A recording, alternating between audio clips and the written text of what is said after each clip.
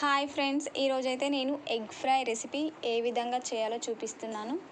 ఇది ఆల్మోస్ట్ అందరికీ తెలిసిన రెసిపీ అండ్ ప్రతి ఇంట్లో ఈజీగా కావాలి అనుకున్నప్పుడు ఇన్స్టంట్గా చేసే రెసిపీ. బట్ నా వేలో నేను చూపిస్తాను. ముందుగా అయితే కడాయి పెట్టుకొని ఆయిల్ పోసుకొని అందులో ఆనియన్ ఇంకా పచ్చిమిర్చి బాగా వేయించుకున్నాను. అదేవిధంగా టమాటో కూడా యాడ్ చేసుకున్నాను. ఇవి బాగా ఆయిల్లో ఫ్రై అవ్వాలి.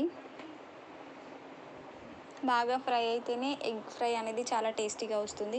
ఇవి పచ్చి పచ్చిగా ఉంటే టేస్ట్ అయితే నాకు అస్సలు నచ్చదు. క్రిస్పీగా అయిపోవాలి. ఆనియన్స్, టమాటోస్ క్రిస్పీగా అయితే టేస్ట్ చాలా డెలిషియస్గా ఉంటుంది. సో ఈ విధంగా బాగా ఆయిల్లో ఫ్రై చేసుకోవాలి. చేసుకున్న తర్వాత ఇందులో 1 టేబుల్ స్పూన్ అల్లం వెల్లుల్లి పేస్ట్ని అయితే యాడ్ చేశాను. ఆయిల్లో ఇది బాగా ఫ్రై చేయాలి. తర్వాత నేనైతే ఓన్లీ 2 ఎగ్స్ మాత్రమే తీసుకున్నాను. ఎగ్స్ కొట్టి అందులో వేసుకున్నాను.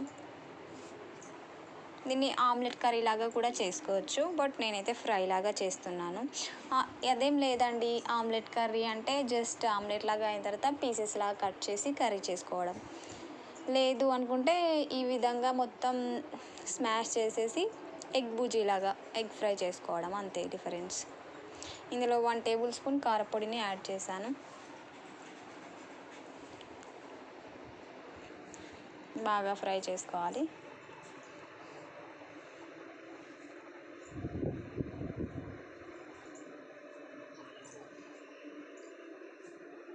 తర్వాత 1 టేబుల్ స్పూన్ సాల్ట్ కూడా యాడ్ చేశాను. బాగా ఆల్మోస్ట్ ఇది అయిపోయింది.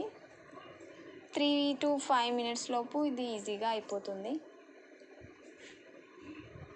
అంతే ఫ్రెండ్స్, ఎంతో టేస్టీగా యమ్మీగా ఉండే ఎగ్ ఫ్రైడ్ రైస్ రెడీ. ఫైనల్లో ధనియా పౌడర్ కొద్దిగా యాడ్ చేసుకుంటే టేస్ట్ మరింత బాగుంటుంది.